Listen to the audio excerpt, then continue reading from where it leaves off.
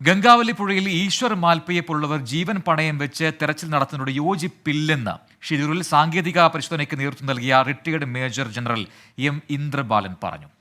ലോഹസാന്നിധ്യത്തിന്റെ ശക്തമായ സിഗ്നൽ ലോറിയാണെന്നത് അനുമാനം മാത്രമാണ്. ഈ സാഹചര്യത്തിൽ സാങ്കേതിക വിദ്യയെ തന്നെയാണ് ആശ്രയിക്കേണ്ടതെന്നും എം ഇന്ദ്രബാലൻ 24 എൻകൗണ്ടർ പ്രൈമിൽ വ്യക്തമാക്കി.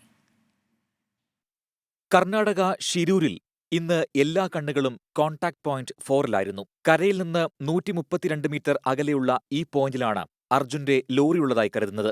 ഡ്രോൺ ഉപയോഗിച്ചുള്ള ഐബോർഡ് പരിശോധനയിൽ ഏറ്റവും ശക്തമായ സിഗ്നൽ ലഭിച്ചത് CP4-ലാണ്.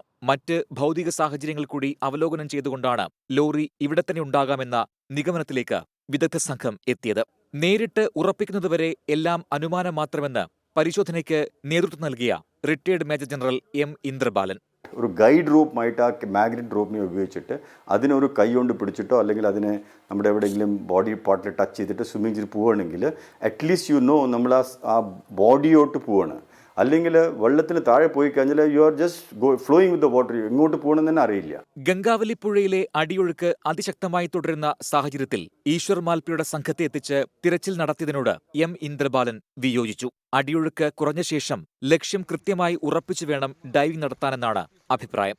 All I'm advising is what is the safest option to do. പക്ഷേ ഏത് ഓപ്ഷൻ എടുക്കേണ്ടത് ആ ഡൈലമ അവിടുത്തെ സിവിൽ അഡ്മിനിസ്ട്രേറ്ററിൻ്റെ മൈൻഡിലാണ്. അൾട്ടിമേറ്റ്ലി അവരുടെ കയ്യിലാണ് ഫുൾ റെസ്പോൺസിബിലിറ്റി.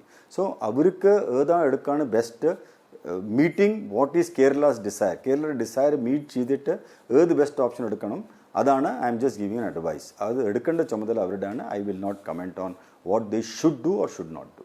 ശക്തമായ കാന്തം ഉപയോഗിച്ചുള്ള തിരച്ചിലിന് സാധ്യത തേടണമെന്ന് എം ഇന്ദ്രബാലൻ പറഞ്ഞു. അതേസമയം CP4-ൽ ലോറിയുണ്ടെന്ന് ഉറപ്പിക്കുകയാണ് കാർവാർ MLA സതീഷ് കൃഷ്ണസേൽ. ഇതിന്റെ അടിസ്ഥാനത്തിലാണ് ഈശ്വർ മാൽപ്പയെ എത്തിച്ച് തിരച്ചിൽ നടത്തിയത്.